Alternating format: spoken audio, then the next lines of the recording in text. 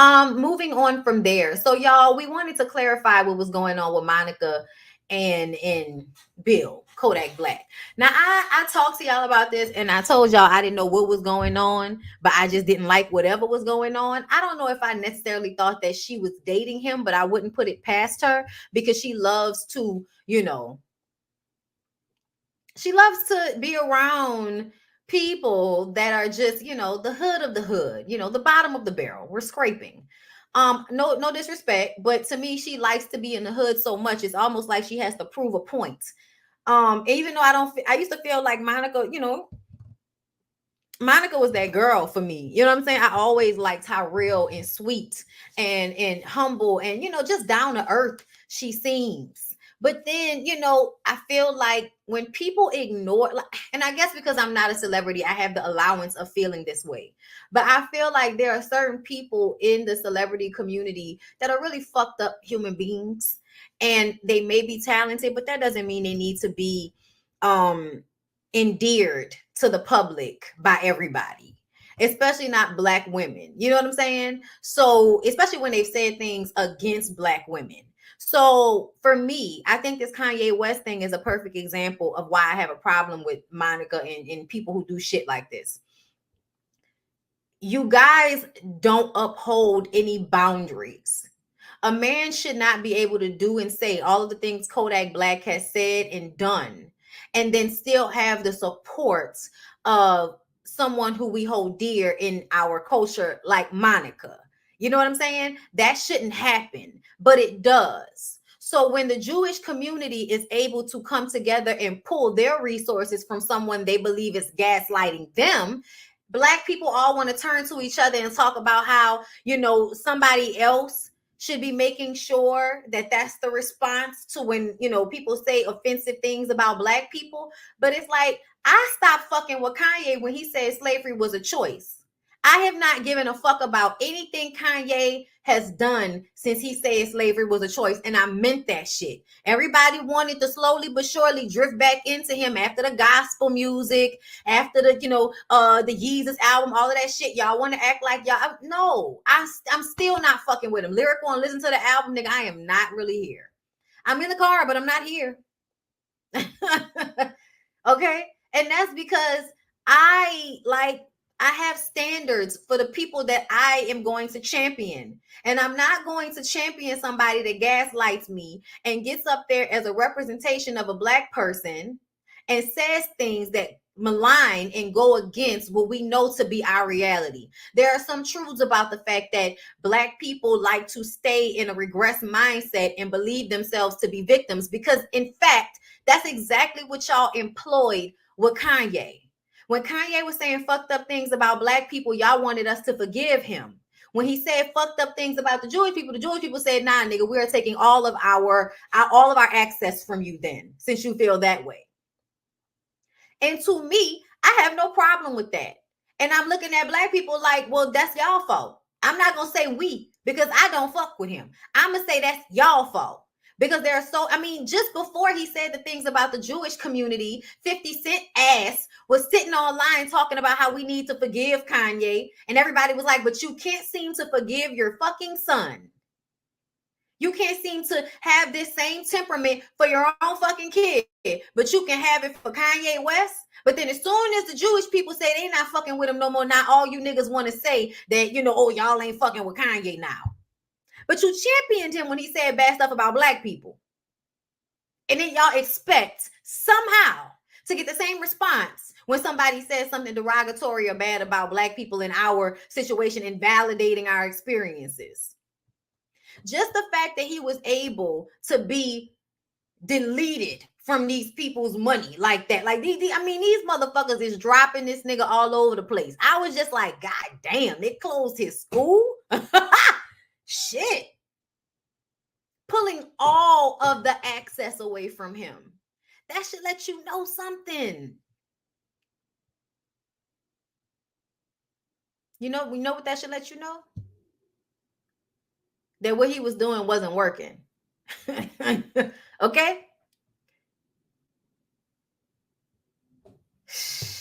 You keep trying to strive for the validation of people, and then when they don't give you what you want, You're going to go after them publicly like that and think you was going to be able to get away with that? When they said he showed up at Skechers, I thought it was a joke. I thought they was playing. That nigga really showed up at Skechers? And not all of you niggas in the community are having to, make sure that y'all, separate yourselves from him. But you didn't want to separate yourself from him when he said something about your own fucking people. Y'all was asking for us to put on capes for the nigga, and now y'all are distancing yourselves from him. How dare you? So yeah, no, I'm not mad at the Jewish community at all. Respect.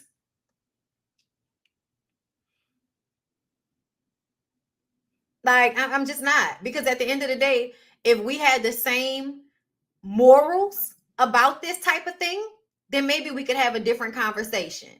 But we got people that are in this very same arena asking for forgiveness for him.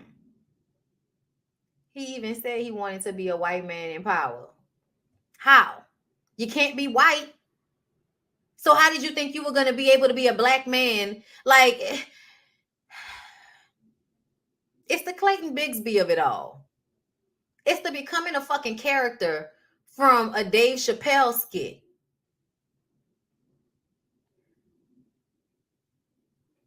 Bruh, sending those kids to a school with no accreditation and charging them folks 15 grand a year, that is extremely crazy. Of course, Skechers is a Jewish-owned company. What the fuck? He could have Googled that. Same. And when he humiliated that black woman in 2020, I was completely done. Child, and then just recently did the same thing to the lady who, was severely offended that worked for Vogue. I think it was Vogue, right? I can't remember. But y'all know the black lady he talked bad about because she didn't like the White Lives Matter shirts. He's been harassing Trevor Noah for months for no reason, and the people who went up for him was okay with it. That's ridiculous. I saw Trevor Noah talking about something as it pertains to that, and then I got distracted. But I need to go back and watch that. He will come back begging us black women for help, and we will refuse helping him. No, we won't. There's always going to be some bitch that's going to ruin the solidarity we've decided to have on this. There's always going to be some bitch. Okay? There's always some bitch. Okay? Yeah, he said he doesn't read, claiming he doesn't care. Just a fool. When he said that shit, I was highly offended. And then people act like I'm tripping because, I guess I have the historical context of remembering how black people were murdered because they wanted to learn how to read. Like, and now y'all openly say shit like, I don't read. And you don't seem to understand why you don't have anything. Because you have to work within a society you live in. In this society, you want to know something, your ass needs to read. The fuck? And trust me, I can't stand reading shit I don't care about either. But you got to do it. Read your contracts. But yeah, that brings me back to Monica and the endearment of Kodak Black. Monica doing this to me, all of that, I know his mama and all of that shit. I don't give a fuck about none of that. To me, it feels like Monica probably may need the money a little bit. Maybe not a lot, but maybe a little bit. I don't know her funds like that. I'm not going to presume to say, but we all need more money. I know I do. So I feel like essentially you can be paid in this industry to put your clout behind somebody that needs it. So Kodak Black may need to be endeared to the public after everything he said and done. Yeah, he may be a artist that a lot of people like his music. Absolutely. That does not mean that he can get the branding deals that he would get if he didn't have such a problematic online presence. I mean, I'm still not over him apologizing for telling PNB Rock's fiance to kill herself after, her baby father was murdered in front of her. Yeah. So look at this situation as if Monica is trying to help the Black community to see Kodak Black as less problematic and more like the cute little, slow kid that makes everybody laugh. Like that's what it feels like to me, and I told y'all that. I didn't really feel like they were dating until she said she was going out on a date and showed all the gifts that he got her, and it was her birthday. I get that, but she made it seem like she was going out on a date with him, and I think she did it purposefully so people would pay attention. Monica knew what the fuck she was doing when she posted that. We used to think she was above that type of shit, but apparently we are in a day and age where you either got to learn how the game run or just get out the way, and Monica ain't ready to get out the way. So I think her post was intentional to get everybody all, questioning what was going on. And I think it's all a part of a plot to make Kodak Black seem less problematic to the public. Yeah, that's where I'm at with it. So we're moving on. Okay. Here. This is what it takes. Hold up. I don't want the echo because I know how it can be echoey sometimes, y'all. Y'all was mad about what Charlamagne said. I was not. I feel like, why can't we have these conversations? It's for him to actually, right? I hope that this is what it takes for him to actually hurt people, like you always say, man. They do, and I hope that this is what helps him to go find some real healing, because clearly he's hurting, right? And I don't see this ending well. I feel like he's moving like a person who doesn't feel like he's going to be here much longer. You know what I mean? And how much longer? I'm not even doing that, but I just feel like he's moving. I just feel like he's moving like a person who's not going to be here much longer. This is what it takes. Okay.